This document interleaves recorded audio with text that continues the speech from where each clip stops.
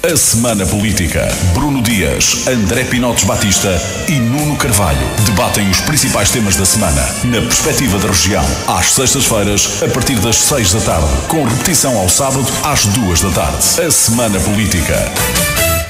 Temos Nuno Carvalho, do PSD, e André Pinotes Batista, do PS, deputados eleitos pelo Distrito de Setúbal, e vamos arrancar com esta edição do programa. Para hoje temos previstos 3 temas: o aniversário da tragédia de Pedrógão, que foi no sábado, ninguém esteve presente, nem do Governo nem da Presidência da República. Terminou também a Comissão Parlamentar de Inquérito à TAP. Vamos falar sobre as conclusões e saber se, na opinião dos nossos comentadores, há vencidos e vencedores. E ainda, Luís Montenegro iniciou esta segunda-feira uma semana em Setúbal. É o Sentir Portugal, que o líder do PSD tem andado a promover por todo o país, nos vários distritos. Esta semana está no distrito de Setúbal. Começamos então pelo primeiro tema que referi. O aniversário da tragédia de Pedrógão fez 6 anos e, como temos a felicidade de ter um deputado da posição, como o André Pinotes Batista gosta de dizer, do Partido Socialista, André, parece-lhe normal que ninguém do Governo e da Presidência da República tenham estado nesta cerimónia? Olá, Francisco, olá a todos os nossos espectadores, em particular ao Nuno Carvalho, e desejo de bom trabalho ao Bruno Dias, que está nas jornadas parlamentares do PCP. Antes de mais, nos passaram 6 anos e talvez nem todos os nossos ouvintes se recordem como é que aquele terrível incêndio que atacou o Pedrógão Grande, mas que alastrou também a Figueiró dos Vinhos, a Castanheira de Pera, a Penela, a Pampilhosa da Serra, a Sertã, dizendo assim de memória, que causou quase 100 mortos, quase 300 feridos e que destruiu 500 casas e 50 empresas. Ou seja, foi mais do que um incêndio daqueles que vamos testemunhando, foi uma autêntica catástrofe. Foi uma das coisas mais dolorosas que no meu percurso enquanto político assisti. Não sairá da cabeça de ninguém aquelas imagens por drone da desolação que deixaram aqueles incêndios, e como tal eu não posso deixar de lamentar que tenha existido este mal-entendido naquele momento da homenagem. E naquilo que nos cabe a nós, eu queria deixar uma palavra a título pessoal de solidariedade com todos aqueles que perderam entes queridos, que se viram feridos, que viram desaparecer as suas propriedades. Foi de facto algo dramático, visto no mundo inteiro como uma referência dos perigos das alterações climáticas, e à data, depois de termos tido uma comissão parlamentar de inquérito sobre esta matéria, que já por poucos se recordarão, e na qual foram vistas as questões das reconstruções, mas as questões da dimensão ambiental são muitas vezes ignoradas, e vêm aí 6 dias de vaga de calor.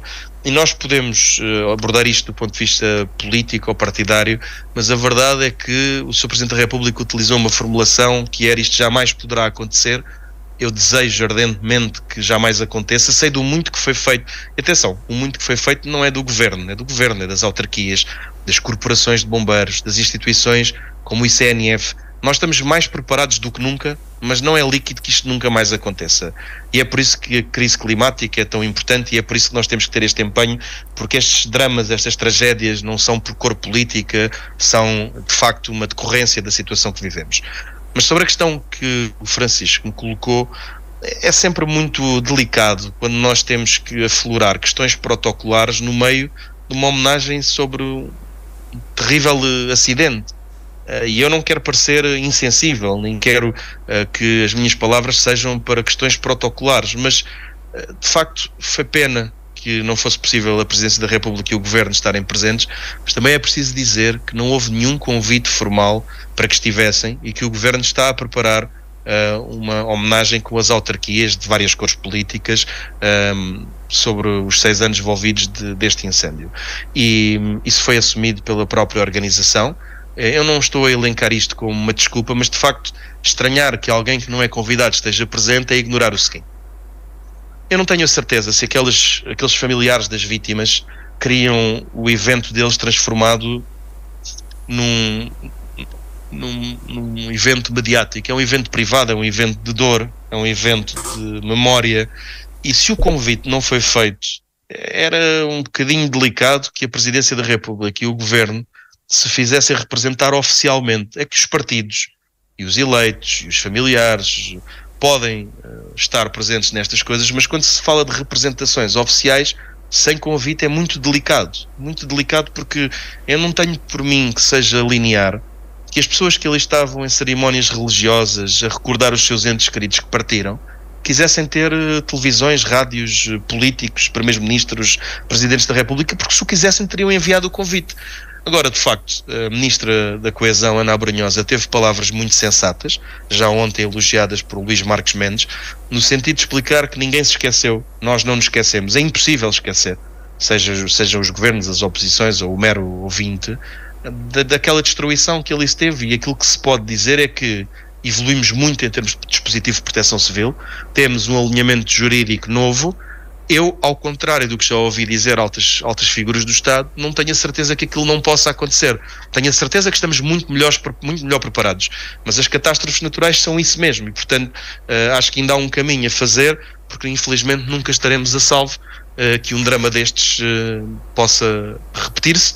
Mas temos que trabalhar todos os dias, e seja quem for que esteja no governo ou nas autarquias, para estarmos mais bem preparados, e eu creio que estamos, tanto que não se repetiu, mas alerto para a onda de calor que aí vem. Hoje, dia 19, chove, mas no dia 20, 21, 22, 23 e 24 vão estar ondas de calor de 35 a 40 graus, e portanto esta nova realidade dos ciclos climáticos é algo que só se resolve descarbonizando, e essa descarbonização está a ocorrer. Nós somos um dos países que mais descarboniza.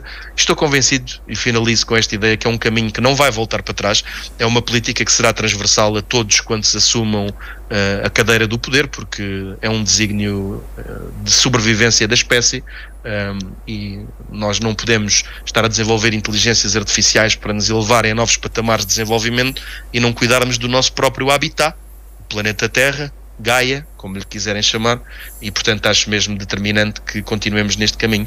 E finalizo como comecei: foram 66 mortos, 253 feridos, 500 casas, 50 empresas, muitas já recuperaram, mas aquelas gentes merecem que nós nunca os esqueçamos. Nuno Carvalho, também vê esta não presença das entidades oficiais da mesma maneira? Desta forma, sem drama, como o André Pinotes Batista estava a relatar? Antes de mais, cumprimentar o Francisco Rito, o André Pinotes Batista, e um abraço, neste caso, para a pessoa ausente, que é o Bruno Dias, e desejar que os trabalhos parlamentares que têm nestas jornadas parlamentares do PCP corram da melhor forma, com um perfil de trabalho político. E respondendo diretamente à questão que o Francisco Rito está a colocar, é evidente que o Governo devia estar presente. E eu digo é evidente por uma razão simples. O dono da obra era o Governo. Portanto, isto é um memorial que foi construído pelo Ministério das Infraestruturas, que o Governo era o dono da obra e, portanto, o que o Governo fez foi entregar a obra a alguém. O Governo não pode alegar que não conhecia a obra, ou que desconhecia, ou que tinha que ser convidado. Quer dizer, o Governo estava diretamente envolvido. Se alguém estava envolvido era o Governo, até que sabia exatamente quando é que a obra estava terminada. Portanto, eu acho que estas coisas têm que ser entendidas exatamente como elas são. Foi uma falha. E a senhora Ministra da Coesão Territorial disse, mas isso é uma falha, peço desculpa. Pronto, e é assim. Quer dizer, se não queremos explorar isto na dimensão humana que pesa a todo o país, e muito em particular às famílias destas vítimas, o que temos que dizer é claramente que sim, o que a senhora Ministra da Coesão Territorial devia ter feito foi aquilo que fez, é pedir desculpa. E, portanto, se o fez em nome do Governo, que eu acredito naturalmente que o tenha feito, não em nome apenas do Ministério da Coesão Territorial, o Governo fez bem a pedir desculpa. E o assunto tem que ficar por aí. Foi uma falha e pediu-se desculpa. Nesse aspecto, no que diz respeito à ausência. O outro aspecto que me parece muito importante, e que o André Pinotes Batista estava aqui precisamente a referir, que é a questão dos incêndios, o combate aos incêndios é sempre importante e sublinhar, e eu não vou repetir o que o André disse, porque parece-me que mencionou muito bem todos os agentes que se envolvem no combate aos incêndios, e portanto eu não vou repetir o que o André disse, e porque de facto mencionou o tema como eu creio que também deve ser mencionado, com globalidade, generalidade e responsabilidade e apreço por todas as partes envolvidas. Mas há aqui um outro aspecto que eu gostaria de destacar, que é a questão do interior, que é muito importante no que diz respeito à questão dos incêndios, na medida em que ocupado naturalmente tem menos hipótese de sofrer as catástrofes que, infelizmente, nós vamos vindo a assistir no nosso país. E esta é uma questão estrutural que nós temos, o não aproveitamento do território, quer para a população, quer para a economia, quer para aquilo que se pode retirar dele, é um problema dramático que nós temos no nosso país e temos que procurar resolver. E nunca é demais, de facto, fazer esta referência, porque efetivamente será muito difícil combater este fenómeno se nós continuarmos a ter um território desertificado. Isso não só não é bom do ponto de vista económico, não é bom para aquilo que é naturalmente a nossa dimensão enquanto país e enquanto Estado, mas acima de tudo depois pode gerar, especialmente nas atuais circunstâncias em que nós temos alterações climáticas, entenda-se, ou seja, alterações bruscas de clima, pode gerar de facto este tipo de fenómenos que nos podem levar a verdadeiras catástrofes. Se o território continuar a ser desertificado e a área que for cada vez maior a área desertificada, que nós conseguimos ter meios para patrulhar toda a área que está desocupada e combater os fenómenos de incêndios ou outros que possam ocorrer em todos estes territórios. Tem que haver a capacidade de fixar pessoas, tem que haver a capacidade de gerar economia, e isso é um ponto fundamental no que diz respeito a esta matéria. E por isso, com a seriedade que este assunto merece, eu penso que esta é uma referência que é importante ser feita. Não vamos agora aqui debater as políticas de coesão territorial e as políticas de ocupação do território no interior, porque isso seria um debate muito mais amplo do que aquele que nos traz aqui sobre esta questão de Pedrógão e sobre esta questão do não surgimento do governo, mas, acima de tudo, que seja simbólico que o governo, depois quando apareça, seja este governo ou qualquer outro, que apareça de facto para abordar o problema naquilo que pode estruturalmente alterar, quer na questão do combate aos incêndios, como o André referiu, mas também nesta questão da ocupação do território, na perspectiva em que ele pode ser ocupado pela população e na perspectiva em que ele possa ter exploração económica, naturalmente de forma sustentável, como nós bem sabemos que muitas regiões de Portugal podem ter e não têm. André Pinotes Batista, não sei se ia-lhe mesmo dar a palavra. Não, uma brevíssima nota. Não é uma questão de discordar do Nuno de Carvalho, nem é uma questão de alterar nada do que o Nuno de Carvalho disse. Eu queria só clarificar um aspecto, e citando os exatos termos que a senhora Ministra usou. Queria dizer, em nome do Governo, que lamentamos muito se esta nossa decisão causou qualquer sentimento de abandono às vítimas e às famílias das vítimas. Fim de citação, apenas para clarificar, se não ficou óbvio das minhas palavras, e percebi que o Nuno de Carvalho não terá entendido exatamente isso, que aquilo que o pedido, eu acho que bem, e que aliás Marcos Mendes saudou, conforme tive a oportunidade de dizer, foi que não houve uma falta a uma cerimónia, houve uma dificuldade de concertação. Ainda assim, como o Nuno disse, foi reconhecido por parte da Ministra com muita humildade. Acho que isso é o mais importante, e está a ser articulado com a comunidade intermunicipal da região de Leiria, que tem autarquias do PS, do PSD e por aí fora, e com das vítimas uma data oportuna para a cerimónia. Portanto, este pedido de desculpas do Governo não é por ter faltado, é um pedido de desculpas do Governo se de alguma forma a sua ausência por opção foi interpretado como alguma falta de empatia para com o sofrimento destas pessoas ou de abandono, e portanto foi essa clarificação. Isto não contradiz o que o Nuno disse, mas eu queria que ficasse bem claro qual era o intuito das minhas palavras. E com isto passamos ao segundo tema. Terminou esta semana a Comissão Parlamentar de Inquérito à TAP, à gestão pública e não só, à gestão da TAP, também do período privado. Já ouvimos muitos comentadores, muitos responsáveis políticos com as suas conclusões. Eu começava agora por Nuno Carvalho. E quais são as suas conclusões? O que é que conclui do muito que foi dito naquela Comissão Parlamentar de Inquérito? Bom, eu diria que foi uma comissão que começou por tratar, e isto é importante lembrar, até nós próprios quando abordámos aqui este tema da TAP, também começámos por abordar por esta ponta solta, por assim dizer, que era a indenização da senhora Ministra, da Estado de Estado, que recebeu enquanto administrador Alexandre Reis. Este foi o rastilho que depois conduziu a um conjunto de situações com uma amplitude muito maior. E aqui, nesta matéria, eu sublinho de forma positiva este trabalho da Comissão de Inquérito. Há uns que podem concordar ou discordar. Eu acho que a forma como o escrutínio decorreu, permitindo que emergessem mais factos, sendo como é evidente que sobre esses factos depois houve a oportunidade do Governo emitir aquilo que eram as suas posições, quando foram chamados à CPI, e o próprio Partido Socialista também, e a oposição também expor as suas posições também. Isto é importante na medida daquilo que é o primeiro papel que uma comissão de inquérito pode ter, que de facto que é permitir perceber alguns factos que de outra forma nunca viriam a ser de conhecimento público, não porque estariam escondidos, mas porque pura e simplesmente não estariam a ser escrutinados com este detalhe. E portanto há que sublinhar esse aspecto e dar os parabéns a todos que participaram na comissão de inquérito, independentemente daquilo que são as suas posições políticas. Quando de facto algo ocorre com esta magnitude e dimensão como ocorreu, eu penso que a democracia fica a ganhar, e verificou-se efetivamente aqui neste caso que a democracia, creio eu, ficou a ganhar. O segundo aspecto, que é o aspecto político, a nível das conclusões, parece-nos evidente que esta comissão de inquérito, do ponto de vista daquilo que é o Governo, traz ainda efeitos que nós só quando soubermos se verdadeiramente haverá uma remodelação, iremos perceber. Iremos perceber se de facto há ministros que se vão manter, como é o caso de João Galamba.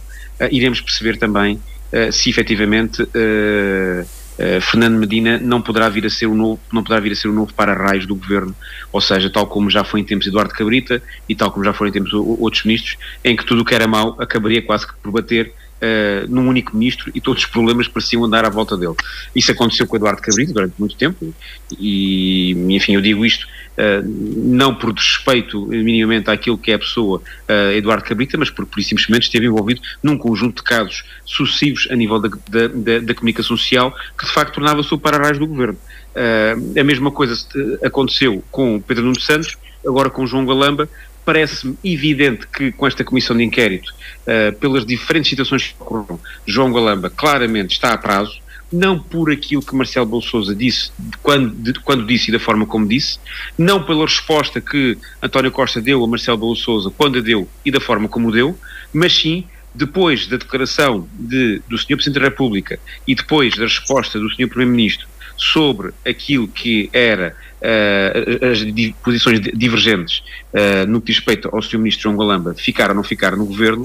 Depois disso, a Comissão de Inquérito da TAP, penso eu que deixou bastante claro que emergiram novos factos que levam a questionar a postura do Sr. Ministro das Infraestruturas, tal como a questão mais recente dos documentos classificados, que nunca seria discutido, a não ser esta nova modalidade que se descobriu de como classificar documentos através da Comissão da TAP, e ainda hoje houve notícias à volta desse mesmo tema, tal como, por exemplo, aquilo que se ficou a perceber no que diz respeito a várias outras matérias, onde, inclusive, partidos, como o caso do PSD, até decidem avançar com queixas, dizendo que há claras contradições de respeito às suas declarações. Portanto, parece-me que o ministro João Galamba, enfim, mesmo que possa cumprir durante mais algum tempo este papel da para-raios e de manter-se no foco daquilo que são as principais críticas feitas ao Governo, até ajudando, se calhar, a aliviar as críticas que seriam mais justas face à governação do Governo a outros ministros, ele não terá muitas mais condições para continuar, e provavelmente na próxima remodelação do Governo fará muito sentido que ele possa sair. Certo é que há outra dúvida, é se Fernando Medina, após a saída de João Galamba, não será o novo para-raios, até eventualmente ao ponto dele também poder vir a sair. E isto é um grande ponto de interrogação, porque efetivamente deste caso da TAP houve uma amplitude e houve um terremoto político que claramente afetou o Governo em diferentes matérias, até porque o dossiê TAP também toca em diferentes matérias, mas afetou essencialmente também ministros que têm um perfil político muito próximo do senhor Primeiro-Ministro e que, por essa mesma via, têm um peso político, mas um peso político no Governo também significativo. E o Governo, de facto, sai desta CPI com menor capital político, com o peso, com a credibilidade política de muitas de suas principais figuras muito afetada, e eventualmente até, se calhar, o único que se pode vir a revelar como algum género de fênix poderá ser Pedro Nuno Santos, se conseguir renascer todo este processo ao dossiê e até eventualmente conseguir trilhar um novo caminho a nível do Partido Socialista. Bom, parece que será de facto uma verdadeira fênix. porque apesar de toda a gestão muito criticável sobre o dossiê da TAP, até Pedro Nuno Santos sair do governo, o que se passou a seguir e o que se veio a saber do que se passou a seguir foi tão mau que relativizou muito o que aconteceu com Pedro Nuno Santos, relativizou muito a sua saída, relativizou muito o seu pedido de demissão que o próprio fez por falha que o próprio assumiu, e parece de facto que aquilo que foram os erros dos outros membros do governo permitem a Pedro Nuno Santos ganhar aqui um bocado de folga. E eu não sei até se isso não é algo que propriamente até possa vir a incomodar o Primeiro-Ministro António Costa e outras pessoas do Partido Socialista, mas assim veremos. É uma análise política que faço no que diz respeito àquilo que é o Partido Socialista, e não é tão pouco importante num partido que tenha maioria absoluta que nós o vejamos nesta condição. Parece estar politicamente muito descredibilizado do ponto de vista capital político de muitos seus ministros, e acima de tudo muito interessante ver esta lógica de luta pela sucessão, onde há aqui um xadrez que se passa dentro do próprio Partido Socialista. Nuno Carvalho, o seu som agora ficou bastante pior. Não sei se tem condições de melhorar. Estávamos a ouvir na perfeição até agora. Sim, já terminei. Sim, então vamos ouvir André Pinotes Batista. Eu daqui a pouco, o Nuno Carvalho já começou a falar em termos da prestação de algumas personagens, mas daqui a pouco eu ia lhe perguntar também, mais concretamente, se vê vencidos e vencedores nesta comissão de inquérito. Mas antes vamos ouvir o André Pinotes Batista com as conclusões gerais que tira dos trabalhos desta comissão. Bem, antes de mais, eu tenho, da minha experiência de participação em comissões parlamentares de inquérito, uma concepção de que elas constituem uma bolsa reputacional do Parlamento, na medida em que sempre que o Parlamento se foca neste tipo de temas, as pessoas aprendem mais sobre eles, a sindicância aumenta, a atenção do cidadão à vida parlamentar incrementa-se. Houve até quem tenha feito o seu percurso político muito alicerçado nos desempenhos nas comissões de inquérito, como foi o caso de Joana Mortágua, nos tempos das comissões de inquéritos da banca. Mariana Mortágua. Mariana Mortágua, peço desculpa. Não me parece, no entanto, que esta comissão parlamentar de inquérito tenha seguido exatamente esses trâmites. E porquê? Porque, antes de mais, ela é ferma de um vício de forma que todos os partidos deviam ter acautelado numa outra perspectiva.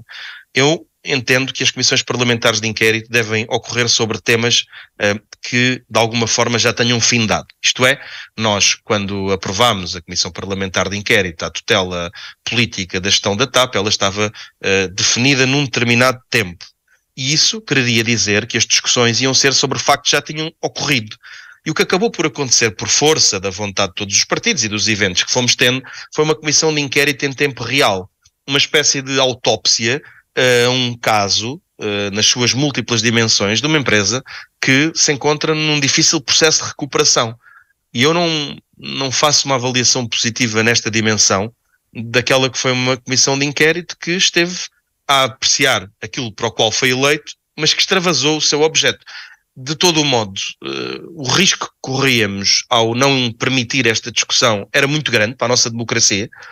Com um Partido Socialista com uma vastíssima maioria absoluta, poderia passar a ideia de que estaríamos a bloquear a sindicância. Eu quero dar essa nota. Esta comissão de inquérito foi criada por iniciativa da oposição, mas com a viabilização do Partido Socialista, e portanto entendemos que ela devia ser constituída, que não a devíamos inviabilizar. Participámos nela com dois excelentes deputados, Carlos Pereira e Bruno Aragão, na coordenação. Carlos Pereira, que acabou por sair por episódios que já aqui comentámos, e que lamento, porque é um grande parlamentar que o Partido Socialista tem, e é provavelmente o deputado que na Assembleia da República mais sabe sobre a TAP, e sei-o porque eu integro a Comissão de Economia, e aproveito para vos dizer que eu, em determinado momento, recusei integrar esta comissão, por ter esta leitura da mesma, não quis integrá-la, mas que na Comissão de Economia nós fizemos o nosso trabalho, aquele que é do conhecimento de todos e que se centrou mais nas questões da privatização. E eu vou aqui então à questão dos vencedores e dos vencidos. Há vários momentos desta Comissão de Inquérito. Ela é paradoxal na medida em que a oposição a apresenta para explorar a figura de Pedro Nuno Santos e a demissão de Pedro Nuno Santos, mas acaba por ser João Galamba quem acaba por ficar no centro daquilo que se passava. E porquê é que isto é paradoxal? É porque isto representa a tal violação do objeto da Comissão que eu aqui elencava.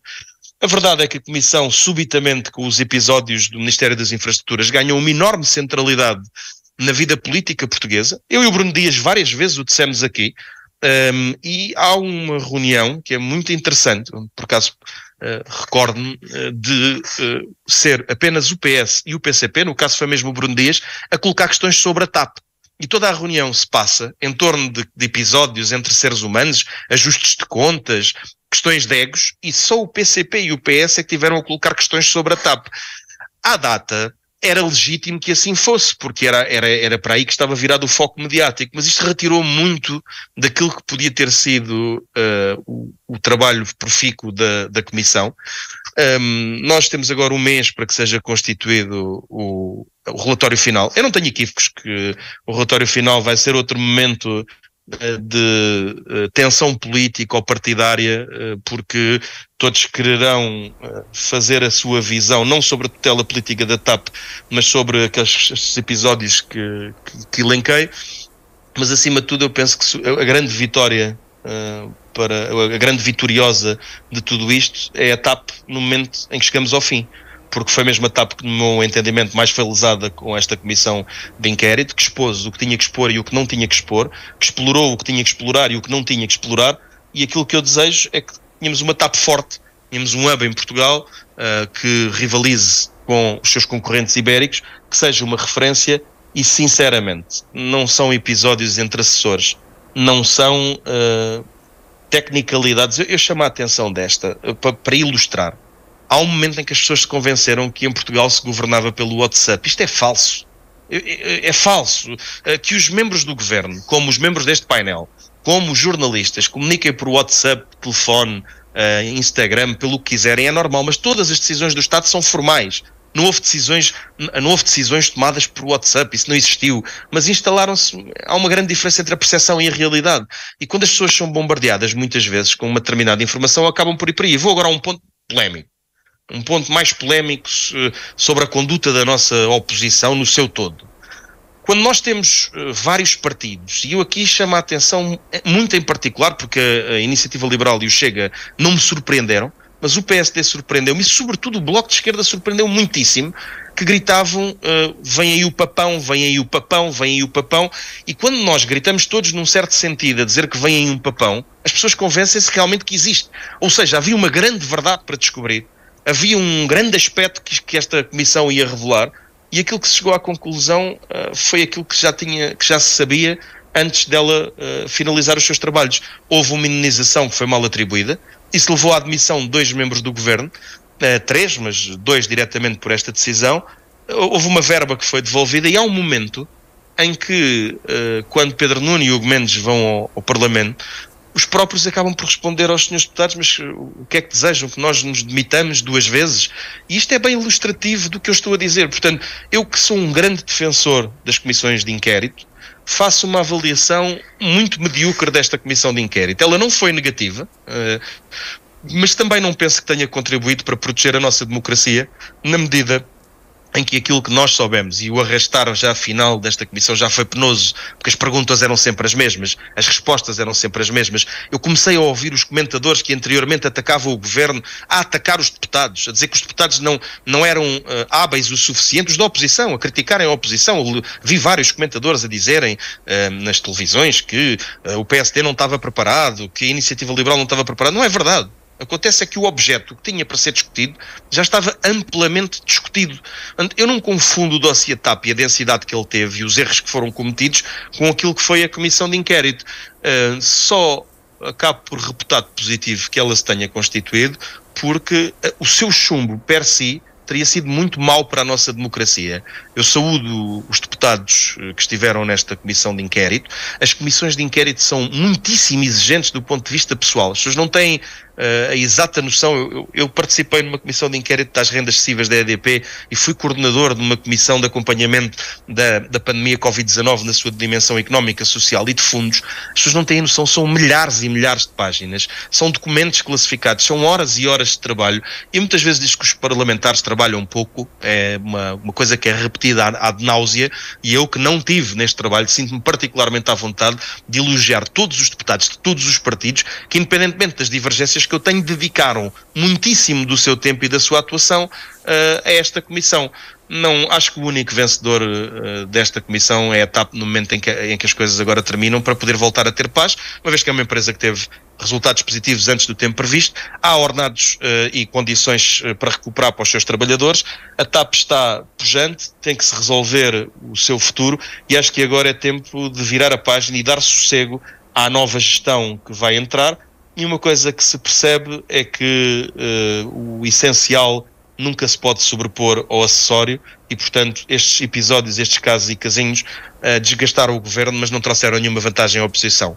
E Francisco, quando isto acontece, quando há um governo que se desgasta e a oposição não tem vantagem nenhuma, a única ilação que podemos tirar é que ou ganharam os populismos ou não ganhou ninguém, mas certamente perdeu a democracia. André Pinotes Batista, pelas suas palavras, podemos concluir que considera que as responsabilidades políticas que havia a assumir no caso da TAP já foram assumidas, logo não está à espera de grande turbulência provocada pelo relatório final, apesar do Primeiro-Ministro ter dito que depois disso iria tirar as suas ilações. Pois, vejamos, a consequência que se poderia tirar desta comissão de inquérito, se nós já não soubéssemos as coisas que ela agora diz ter apurado, era a admissão do ministro Pedro Nuno Santos, que já ocorreu, e a admissão do seu secretário de Estado, Hugo Mendes, que também já tinha ocorrido.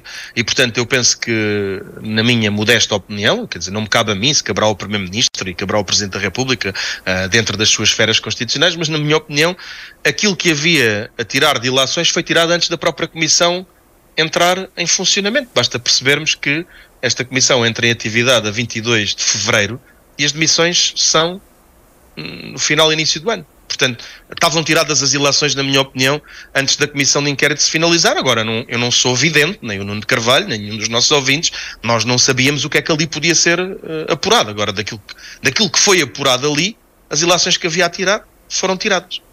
Nuno Carvalho, há pouco já estava a dar a ideia que acha que Pedro Nuno Santos não se saiu mal nesta comissão de inquérito.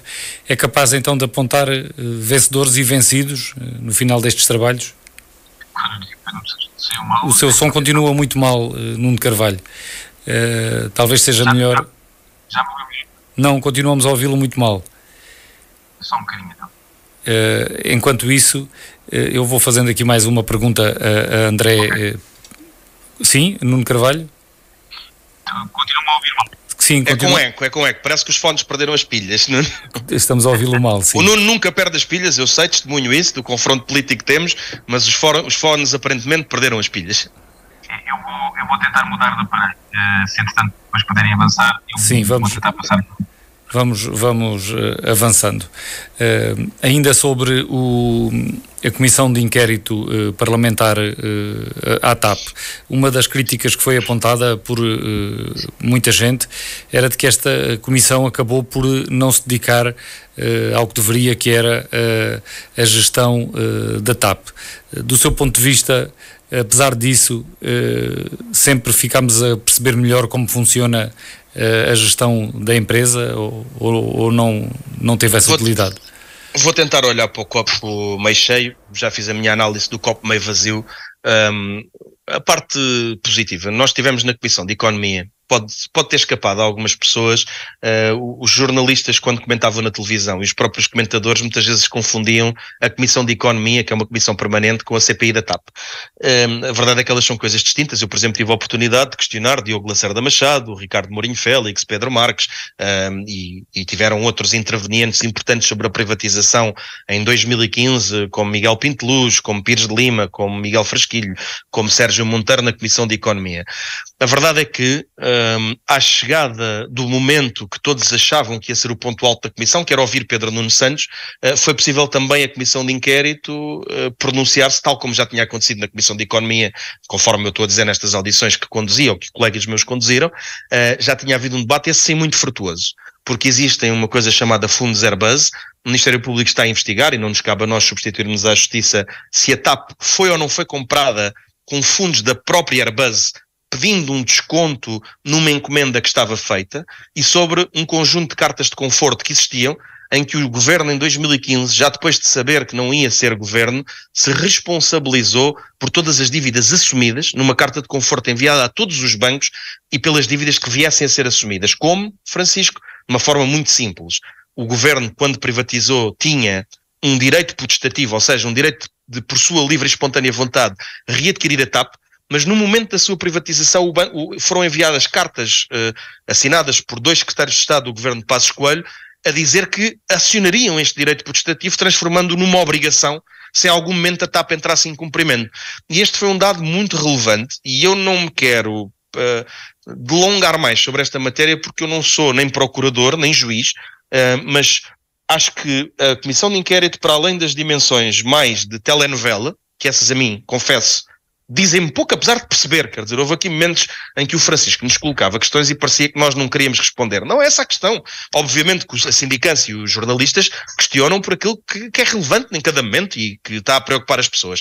Mas a verdade é que ainda há muito por explicar desta questão da privatização, e nesse aspecto eu acho que a Comissão, na CPI no seu final, com a ida de Pedro Nuno Santos e também no momento anterior a Comissão de Economia, trouxeram alguma luz, porque nós, quando falamos numa indenização de 500 mil euros, isto choca e choca muito, mas a verdade é que quando falamos de uma privatização em que a empresa foi vendida por 10 milhões de euros, ficando o Estado com todas as obrigações, isso a mim choca muito mais.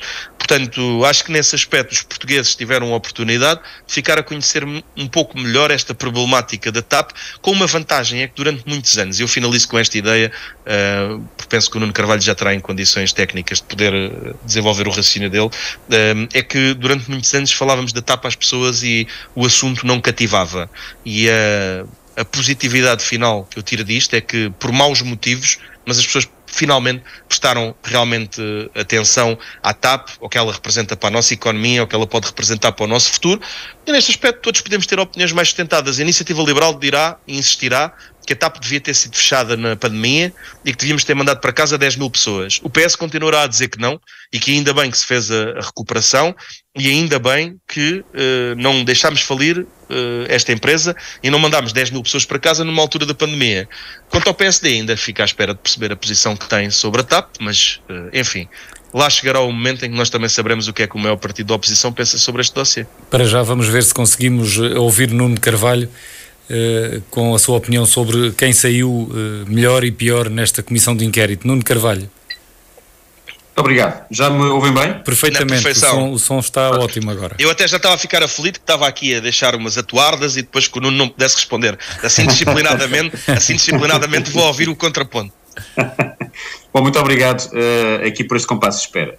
Vencedores e vencidos. Em primeiro lugar, há pouco, quando estava a falar de Pedro Nuno Santos, estava precisamente a fazer referência do facto de haver uma prestação da parte de alguns membros do governo que fica tão aquém daquilo que seria desejável, que muitos deles, alguns deles, pelo menos em concreto o ministro João Galamba, não têm condições para continuar. Ou seja, o pós-Pedro Nunismo no governo foi tão mau que faz com que um ministro que ainda há alguns dias se demitiu não pareça ter feito uma figura assim tão má. Mas não é porque ele conseguiu explicar bem o que quer que seja, porque Pedro Nuno Santos demitiu e saiu do governo pelo seu próprio pé, e por ter feito isso, naturalmente entrou em perda, mas por acima de tudo pelo facto de quem o sucedeu ter sido tão mau, que quase que provocou eleições antecipadas, que foi o caso do ministro João Galamba, que de facto parece que Pedro Nuno Santos afinal ficou com o seu papel relativizado, ou seja, que aquilo que fez de mal afinal não parece ser assim tão mal. E isto, enfim, pode parecer uma anedota, mas é verdade que aconteceu mesmo, e eu acho que se algum dia algum de nós estiver a contar isto às gerações futuras, vão achar mesmo que isto parece uma anedota e não me levem a mal, mas é um assunto bastante sério, porque este ainda é o governo em funções e o Ministério das Infraestruturas é um ministério importantíssimo, com um orçamento gigantesco e numa altura ainda para mais em que está musculado ou aditivado pelo PRR. Por isso é evidente que é natural, é importante que a pessoa que esteja em funções tenha condições políticas para desempenhar o seu cargo, coisa que o ministro Galamba não tem, portanto ele é um perdedor, coisa que aparentemente Fernando Medina pode também vir a não ter, na minha opinião também é perdedor. E António Costa, como é evidente, sendo o ministro deste governo, parece ter aqui uma ausência de coordenação profunda e significativa, também naturalmente é perdedor nesta comissão de inquérito. Estranhamente, e eu diria aqui que e o meu estranhamento é porque eu não costumo elogiar muito o Sr. Presidente da República, mas tenho que elogiar aquilo que são, evidentemente, a sua capacidade política. Ele, enquanto político, é uma pessoa que todos nós devemos ter muita atenção, porque sabe ter leituras políticas em muitas situações que são extraordinárias, acima da média, independentemente às vezes eu poder concordar ou discordar da sua postura, mas isso é uma questão de estilo de Marcelo Rebelo de Sousa, do Presidente Marcelo Rebelo de Sousa, da qual eu muitas vezes não concordo, mas aqui é um ganhador, porque a determinada altura colocou determinadas condições, o Sr. Ministro não quis aceitar, especificamente aquilo que era a presença de João Galamba no governo, mas não deixou de lançar alertas que também faria as suas conclusões no que diz respeito àquilo que é a Comissão de Inquérito. E, portanto, parece-me que os argumentos que o Sr. Presidente da República na altura utilizou face a João Galamba ganharam peso e, portanto, ele é ganhador, e os argumentos de António Costa para João Galamba ficar no governo perderam peso e, portanto, naturalmente, como já referi, António Costa é perdedor. No que diz respeito à oposição, enfim, esta questão de ganhadores e perdedores na oposição, eu concordo com o André Pinotes Batista no que aquilo que de facto foram as comissões de inquérito, quando elas foram conhecidas na dimensão em que foram, com Marina Mortágua e outros nomes, Duarte Marques também, que esteve lá, do PSD, e outros nomes que na altura participaram de uma forma ativa e fizeram nome do ponto de vista político em comissões de inquérito. Neste caso, enfim, eu diria que já não tiveram a mesma dimensão, até porque é preciso perceber que aqui, de facto, o mais importante de ouvir eram mesmo os políticos, aqueles que tinham acabado de ter funções e aqueles que ainda estavam em funções. E por isso também é normal que o papel dos outros políticos que estão na oposição não fosse tão importante. Mas destacar aqui o papel de algumas pessoas, da Iniciativa Liberal Bernardo Blanco, da parte do PSD, não posso deixar de fazer referência a Paulo Araújo Oliveira e Paulo Muniz. Paulo Muniz, porque, enfim, houve até o episódio de o Presidente da Comissão se querer demitir numa situação que pareceu-me claramente exagerada. E como sabem, eu procuro ser o mais imparcial possível, até quando foi o tema de Carlos Pereira procurei ser imparcial, não me revejo sempre em tudo que o meu partido faz, mas neste caso em particular foi claramente exagerado e parece ter sido algo porque pura e simplesmente havia que causar ali alguma fricção que permitisse abafar ali um pouco o trabalho que estava a ser feito e muito bem feito a parte do coordenador do PSD, Paulo Muniz. E Paulo Araújo Oliveira, que há uns que podem gostar ou não gostar do estilo, mas a verdade é que não deixou de passar em claro aquilo que foi sobre o facto de não haver resposta ou não haver responsabilização política da parte do ministro João Galamba. A forma como Paulo Araújo Oliveira colocou e contou uma história sobre aquilo que se passou no Ministério das Infraestruturas quando João Galamba estava a ser inquirido, fez com que todo o país percebesse aquilo que era a forma como o PSD olhava para toda esta história de uma forma espantada, que parece que ninguém tinha que ser responsabilizado. Parece que aconteceu, era business as usual, era mais um dia normal no trabalho e mais um dia normal de trabalho no Ministério das Infraestruturas, quando não era. Portanto, destacar, e se me permitem aqui, eu vou destacar destes 3 deputados, o trabalho destes 3 deputados no que diz respeito àquilo que foram as suas posições. Sem, obviamente, desprezar o trabalho dos outros partidos, nem dos outros deputados, nem de perto nem de longe, mas estou a procurar fazer mesmo aquilo que é uma análise que me parece ser justa e equilibrada, no que diz respeito àquilo que teve mais eco a nível da comunicação social e que na prática é isso que chega também aos portugueses, e isto também é fazer política, é fazer representar a preocupação dos portugueses. E a CPI da TAP, como todas as CPIs, também tem essa função.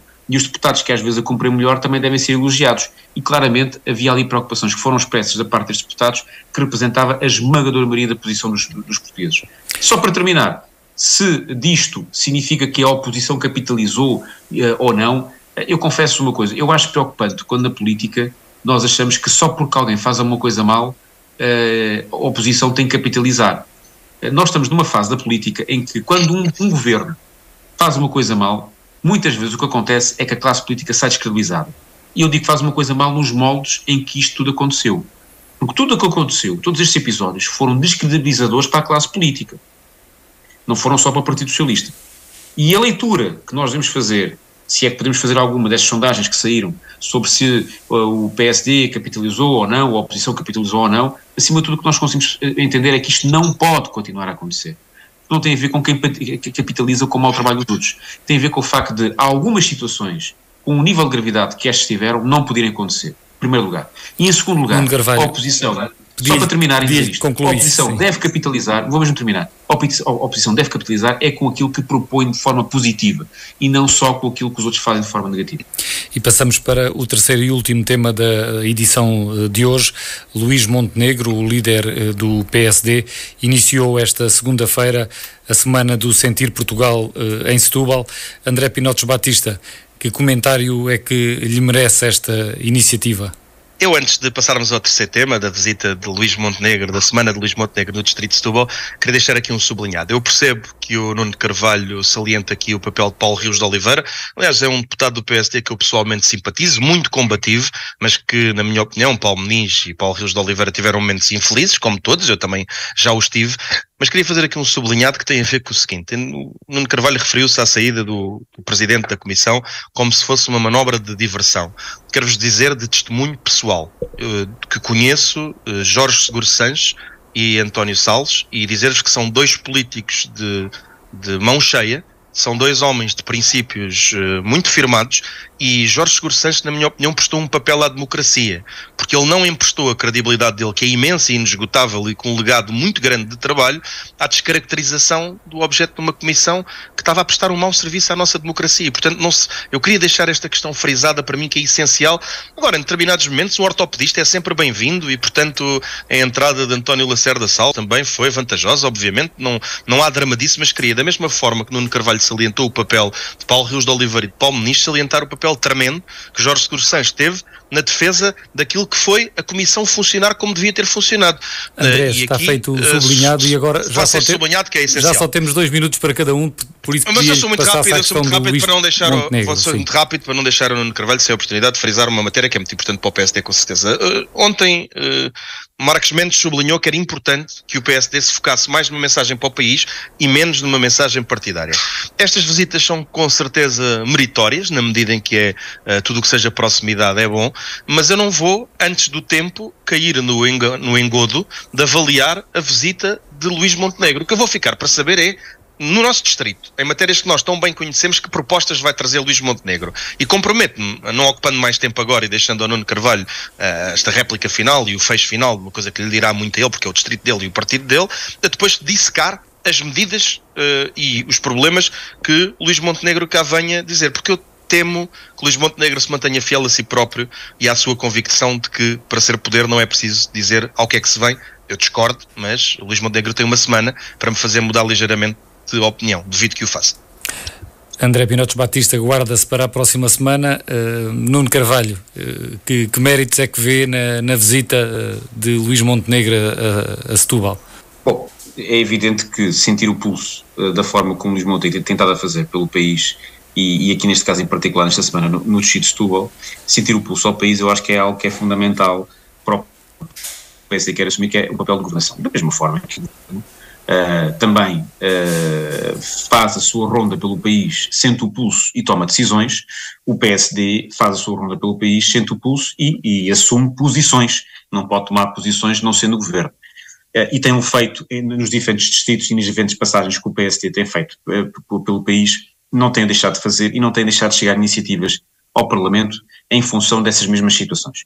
Como é evidente que se nós falamos e discutimos o PSD tem tido no Parlamento, elas não são indiferentes àquilo que é esta estratégia de proximidade do Presidente do Partido às diferentes regiões. Em particular, no distrito de Setúbal, é óbvio que não se vai, neste momento, estar a anunciar tudo o que o PSD conclui das reuniões que ainda agora começou, e começou hoje, portanto será um programa que será ao longo desta semana e na qual, como é óbvio, o grupo parlamentar do PSD, a Comissão Presidencial do PSD depois fará o seu trabalho habitual de fazer com que estes contributos que cheguem ao Partido Social Democrata através deste contato com a população sejam transformados em iniciativas que possam precisamente promover a região. E este aspecto é fundamental no sentido de se perceber que o PSD está a fazer algo neste momento que nunca fez.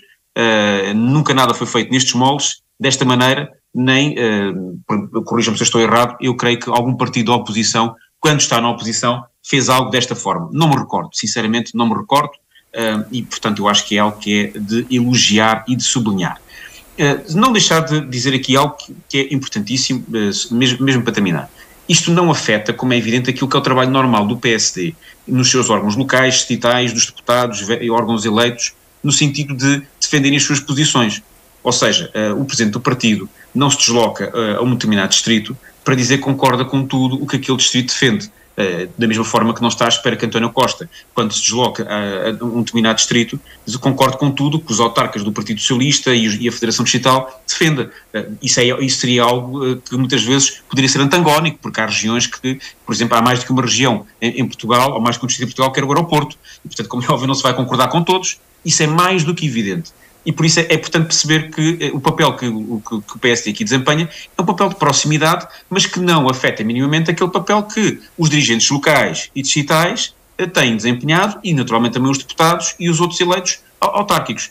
E aqui fazer uma referência. Para mim é fundamental que o PSD mantenha uma rota sobre aquilo que é a sua posição a nível do aeroporto. É fundamental que o PSD mantenha uma rota, mesmo para terminar, sobre aquilo que são as questões das NUTs, porque este mapa das NUTs só vai produzir efeitos a partir de 2027. Há muita água a correr debaixo da ponta até lá, e que o distrito de Setúbal, nesse caso, arrisca-se a ver só navios passarem. Muito obrigado. Muito obrigado a Nuno Carvalho e André Pinotes Batista. O programa Semana Política volta de hoje a 8 dias. Boa tarde.